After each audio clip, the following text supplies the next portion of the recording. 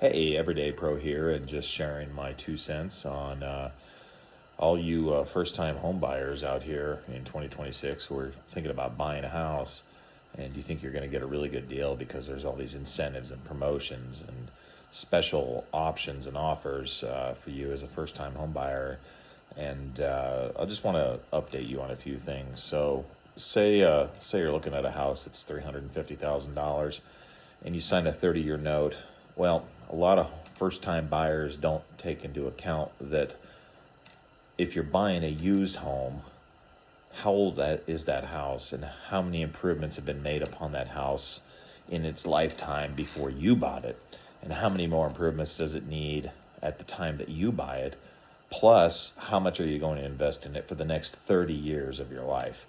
Well, you can average anywhere between $150,000 to $350,000 over the course of 30 years in home maintenance and improvements, because you're going to need to paint it a couple times. You're going to need probably 2 roofs.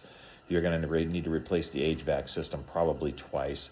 Appliances are all going to get replaced at least twice within that time frame. You'll be lucky if your dishwasher, microwave oven, refrigerator lasts 10 years, let alone washers and dryers and other components like garbage disposals and whatnot, plumbing problems,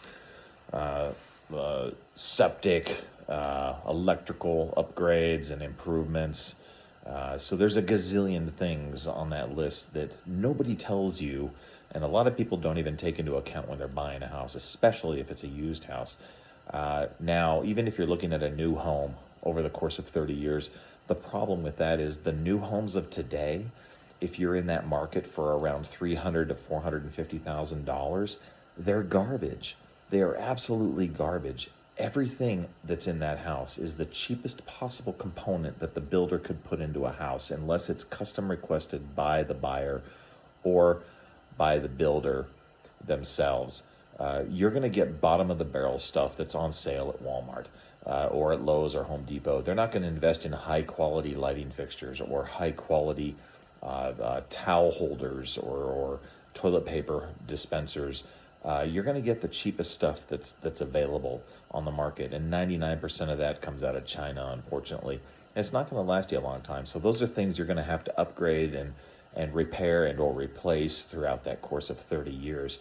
And it's going to cost you so much money at the end of the day. By the time you're done paying off a $300,000 house over 30 years, with all the upkeep and the improvements and the upgrades and the repairs that you're going to have to make over the course of 30 years, not to mention the cost of your property taxes every year. The problem with the cost, the rising value of homes, as homes are appreciating in value and going up, so does the property tax. So does the property tax on those homes. So take that into account. Another thing to consider that a lot of people don't is your insurance. When you finance a home, you must have homeowners insurance on that home. It is required as part of a loan. Just like if you're financing a new or even a used car, it's required that that vehicle is insured, especially if it's financed. The lenders want to make sure that that vehicle is protected in the event of any kind of accident or collision if they're going to loan you that vehicle, because it's not your vehicle, just like it's not your house until you pay it off. And so insurance can kill you. Over the course of 30 years, you might spend $75,000 to $100,000 just for homeowners insurance, whether you needed it or not. So that's a huge amount of money that you're putting out on a property that you don't own until you're 30 years older. So if you're buying a house when you're 30, you're not going to pay it off until you're literally retired, probably. And then it's going to be worth half of what you paid for it. Now, as far as what that home is going to cost you at the end of the day, a $300,000 house with all the typical closing costs, fees, improvements, upgrades, insurance, etc., property taxes, probably about $1.2 million. Yeah, so on a $300,000 house, you're going to be paying 4 times what that house is worth if you finance it. 4 times, not double, 4 times. $300,000 house turns into $1.2 million.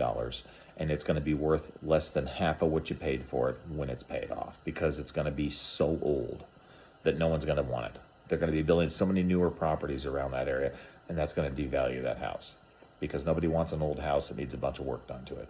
So just my 2 cents, something to think about. Like and subscribe.